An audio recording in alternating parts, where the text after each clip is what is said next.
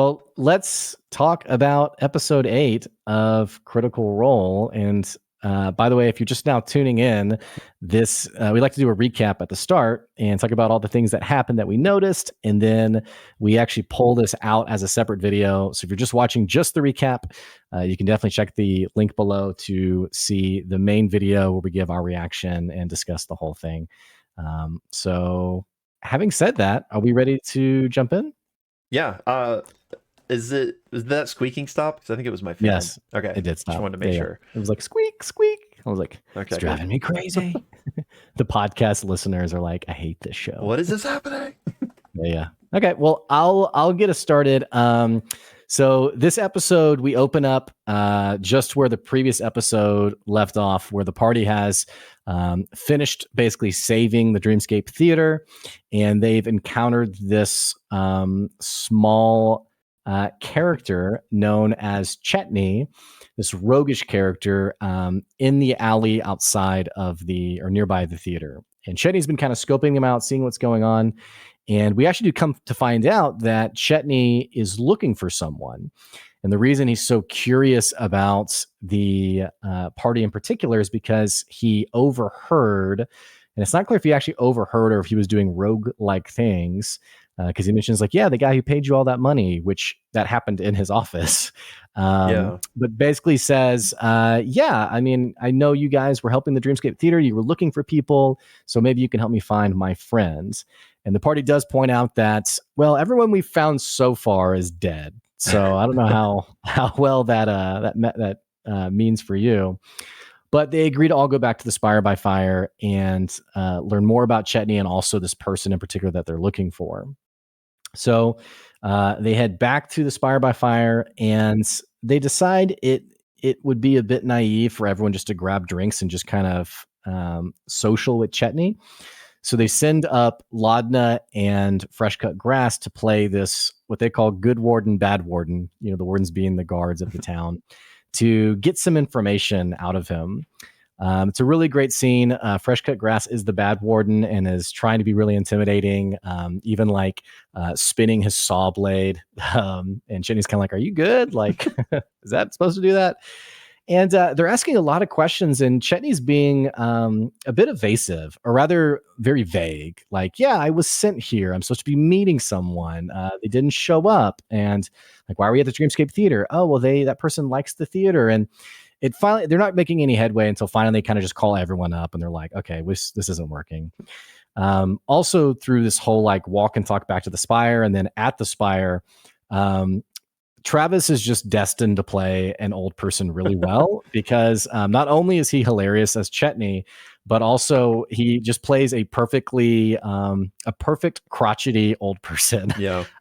Constantly annoyed at Dorian. It's hilarious. Dorian's like, hey, I really like your woodworking tools. And he's like, so, like, what's that supposed to mean? So Chetney's very abrasive towards Dorian. It's really funny, to the point where everyone's kind of like, hey, will you be nice to Dorian? Like, he's just trying to be friendly to you. And Chetney basically reveals that he is a master woodworker, or a master craftsman, actually, also known as an MC. Yeah. And there's some funny comments around that. Through their dialogue, they find out that he is actually from Wildmount, excuse me. And was basically sent over from a craftsman's guild, which he also, it seems like, mentions a detail around him sort of losing his status there. So he was sent here to meet someone named Gurge, who is a person who lives in the Smolder Spire and is supposed to meet up with him and then introduce him to another group of master craftsmen here in Marquette. So he's basically here looking for work. Yeah. And Gurge, for whatever reason, has disappeared. Chetney doesn't know anything else other than he just didn't show up one day. And again, the party is really trying to mine for more information. And Chetney's like, I don't really know the guy. I was sent here. I'm here to meet the guy to set me up for a next job. That's really all I know, but I'm worried that maybe something bad might have happened to him. And the party even asked questions like, maybe he got arrested. Did you check like the stockade, like prison or whatever? And he's like, no, I didn't check any of that. I went to the theater because I knew he liked the theater. he also, in talking with the party, he's like, how much is it going to cost? And the party's like, well, what's your specialty? And he's like, I'm really good at crafting toys. And so they all basically make a bargain of, instead of gold, he's going to pay the party in specific types of wooden toys that they've asked for.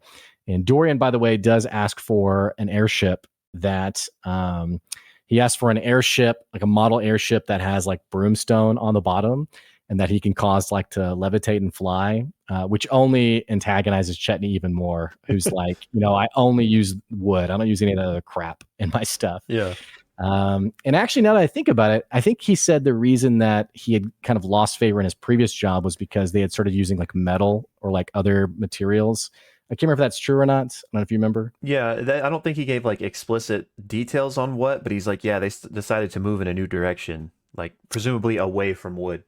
Right. And he's almost like horrified. Like, how could they? Yeah. They're not deserving. But he also does ask the party for like the quick and dirty of everyone else. Yeah. And they all kind of give like their version of like who they are. And it's also at this point that Matt gets up and walks over to Liam O'Brien, who has a high passive perception, by the way, and whispers something in his ear. And Fresh Cut Grass points out, or Sam Riegel points out, like, okay, hang on, we're getting a whisper for no reason. Like, no one's rolled a perception check or anything. So it's really intriguing. An unsolicited whisper.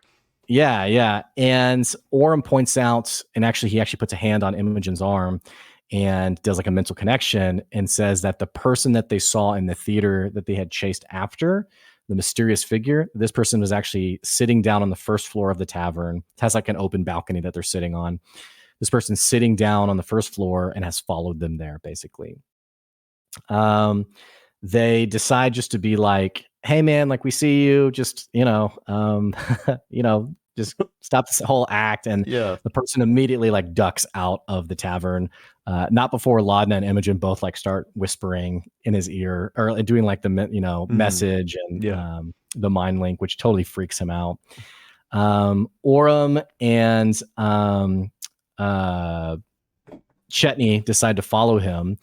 And basically what ends up happening is, long story short, they have to do a couple of stealth checks and eventually come to a point a little bit of a ways away from the Spire by Fire where Orem actually is like just sort of like shot in the dark. He just goes, hey, come on, man. Like we're like, we've been chasing for a while now. And it was a really funny scene where like Matt was like, hey, I'm glad like we're giving up on the high chase fantasy and just being like, seriously, dude, like please. Only rolls like a 4 on the perception or on the persuasion.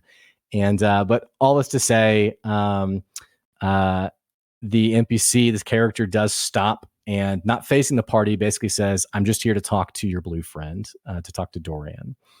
And it is clear at this point that this is someone who appears to be a Corsair, a Hubot Corsair, as well as also for sure being the person that they had clocked in the theater before. So they go back, they get Dorian, who Laudna's like, oh, another fan. Wow. And he's like, yeah, I don't know. And basically they come back to this person and the character turns to face Dorian, and it is his brother, Cyrus Wyvernwind.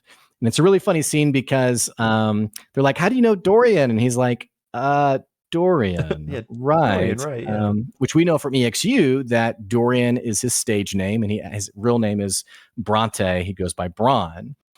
So they're like, yeah, Dorian Storm. And he's like, right, Storm. I'm Cyrus Storm. Yeah, I'm Cyrus Storm. It's a really funny scene. And basically, Cyrus is like, can you trust these people? Like, who are these people? And Dorian actually says, I'm not sure. He doesn't say like, yes, you absolutely can. He's like, I'm not really sure. Yeah.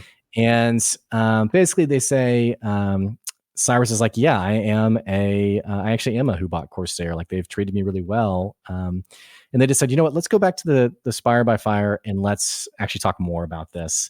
They go back. We get this really awesome lore dump where we find out that even though Dorian has said they aren't royalty, they absolutely are part of like this.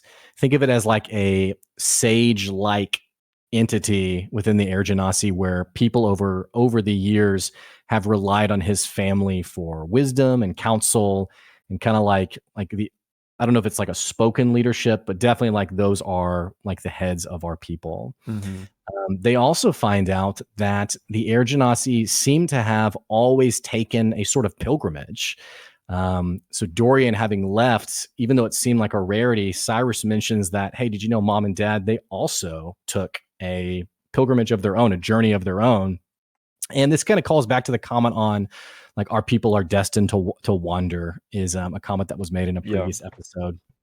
We also find out that someone had a great comment about it, maybe being the plane of air. And Cyrus points out that actually, I think even Dory maybe mentions it, that their hometown, so to speak, is a floating tent city, which is like, wait, what? And people are like, yeah, so like, would you see it if it was like flying by? And he's like, oh yeah, totally. Like you'd be like, yeah, there's the flying tent city.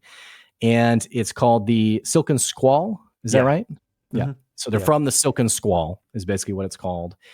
And one of the reasons why they're having this conversation also is, which by the way, Robbie Damon does a phenomenal job just representing this bitterness towards his brother. It's clear like his brother, the older brother, maybe even the taller, like charismatic, good-looking brother has really kind of always been the golden child.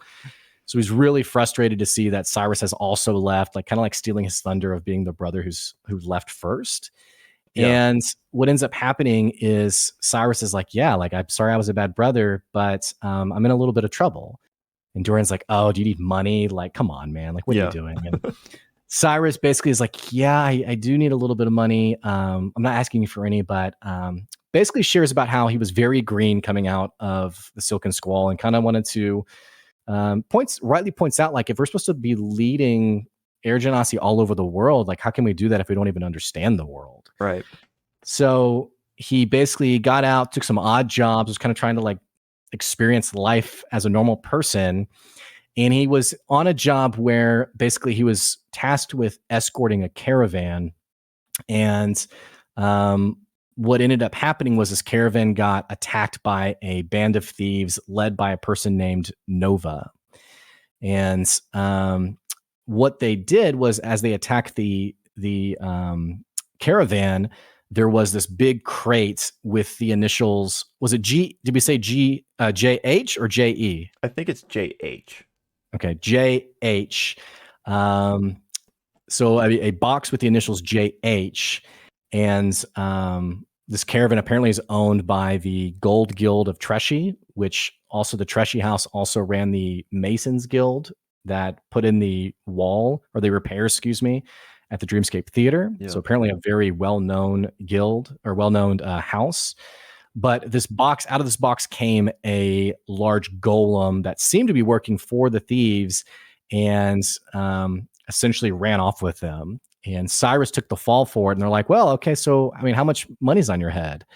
And I think he says 20,000 or 25,000 gold pieces. I mean, like, it was a great moment because everyone was like, yeah, how bad could it be? And he's like, 20,000. They're like, whoa, okay. And they're also like, why are you here? Yeah, like, you shouldn't be here. Yeah, you need to go home and like not leave the Hubot Corsairs. And he actually points out, like, have they not wanted to turn you in? And he's like, no, they've been really good to me. Like, they've really taken care of me. Yeah.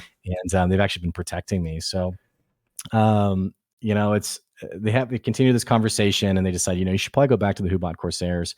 But Cyrus does something interesting. He asks Dorian to promise him, if something happens to me, you know, you're going to be needed back home as the next in line. And Dorian's like, what? Like, no, like, come on, man. Like, don't talk to me that way.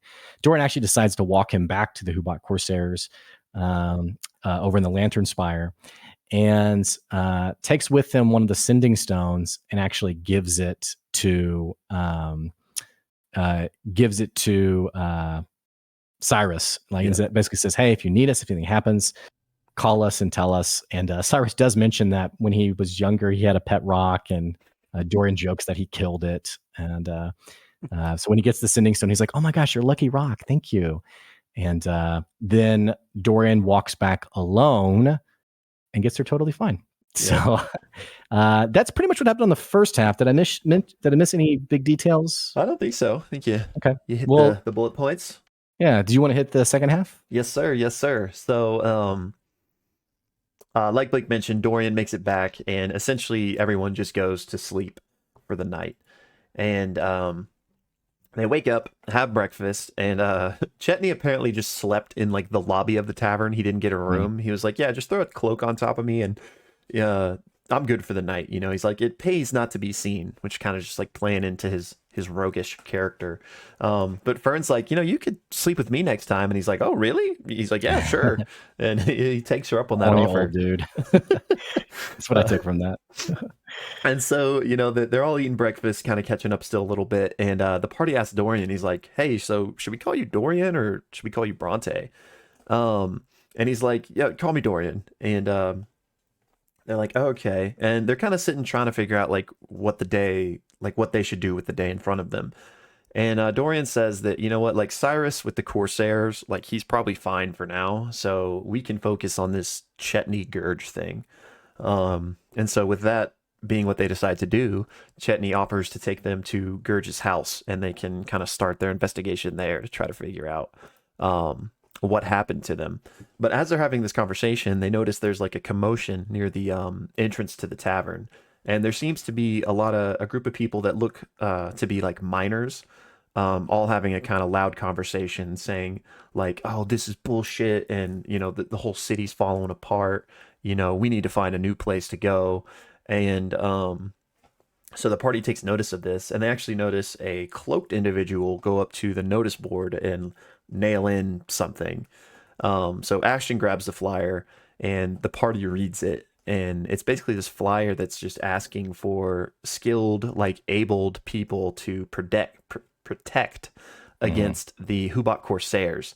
Right. And it basically lambasts the Wilders for not doing their job and saying that, the city's getting out of control. Somebody's got to do something about this. And it actually calls for the aid of the Paragon's Call.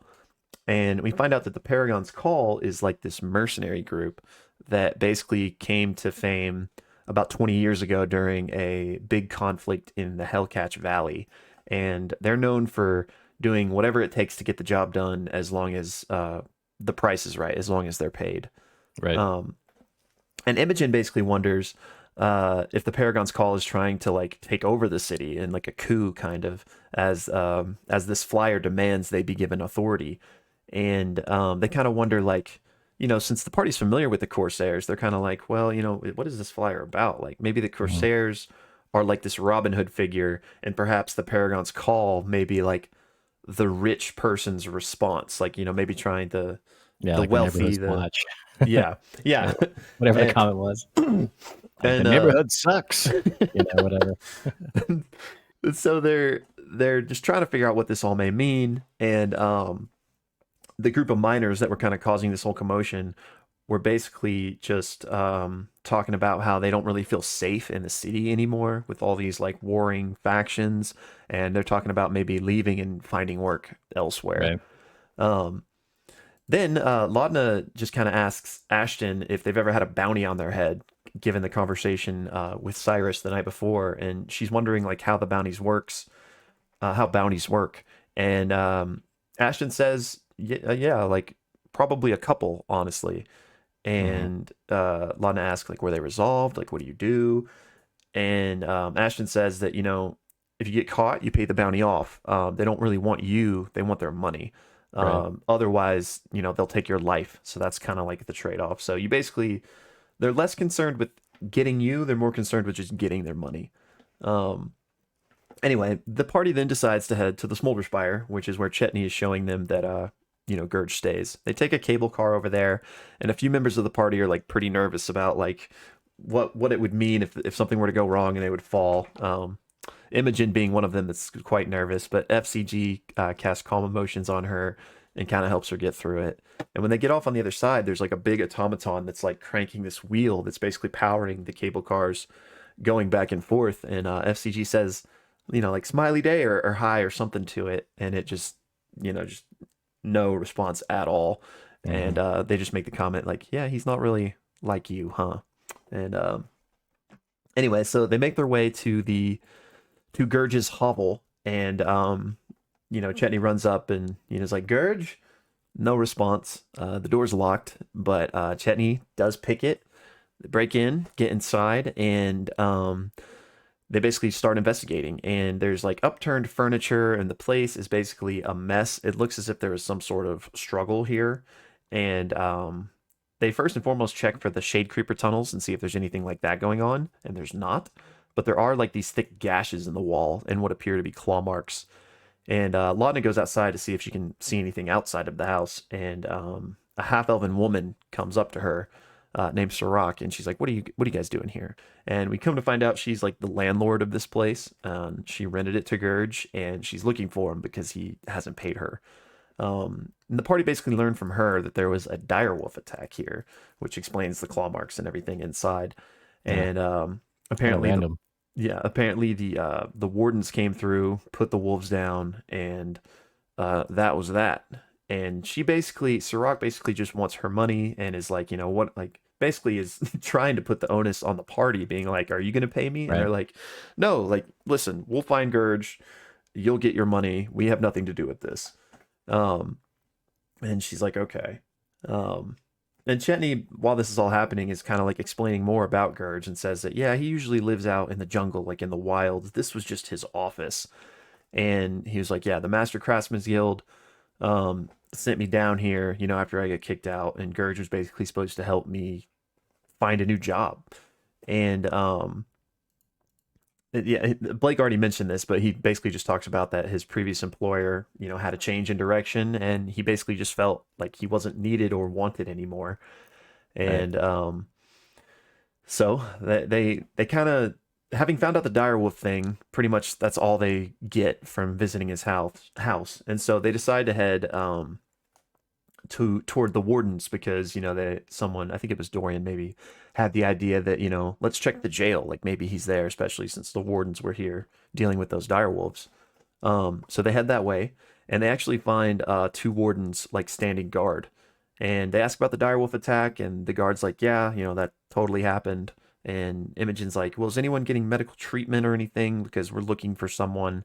And at mention of that, one of the wardens goes inside to talk to a superior, and the one that stayed behind's like, "Oh, well, who's your friend?" And they tell him the name Gurge, and he's being kind of like what's the word? Guarded, for no pun Yeah. intended. And so FCG decides to cast Detect Thoughts to get into his head. And the guard is basically thinking about, like, wait, who are these people? How do they know Gurge? I need to talk to my boss about this. And so they can tell he's being kind of shady, and he soon leaves to go inside as well. And so FCG tells the party like what he heard through thinking about his thoughts, and he's like, "Yeah, I think they're hiding something." So Fern decides to turn into a rat and follow them inside. She kind of crawls through, and inside, the two guards have kind of gone further back into this chamber and finally up through a room where there is like presumably their boss who is like sitting down behind a desk, and they close the door behind them. Fern just manages to like scoot under the door to be inside there and listen. And the one in command basically tells the two subordinates that, like, "Hey, Gurge has been arrested. He'll be released, and it's none of their business really." He's like, "I'll take Mhm. care of the rest."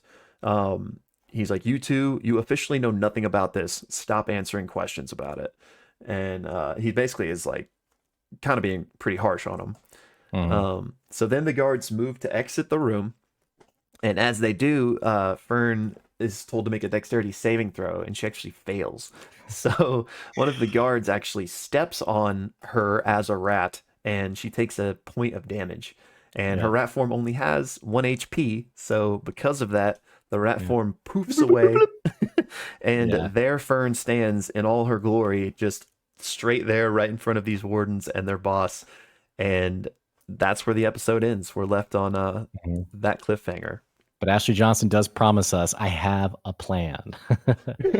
We'll Uh, see. yeah, and I forgot one detail as I was thinking about it. I did forget to mention that the initials on the golem crate that got broken out by Nova Yeah. earlier, Cyrus's story, that the same initials Imogen mentions to Ashton, that letter that he received in his room that he highly Right. redacted, Right. that she says, "Hey, I saw the initials and saw that that was also JH." It sounds like it's connected, and Ashton basically is fairly nervous, which is interesting how confident he is. But he says like, I hope not. I hope it's not related, but we still shouldn't really mess with that. That was the only detail that I forgot to mention. The plot thickens. Yeah. So that was episode 8. It's the last one of 2021. Oof, feels bad. I know. But I am excited for the next one. And again, by the way, if you're just watching this recap at the bottom, you can see the link to the full video. So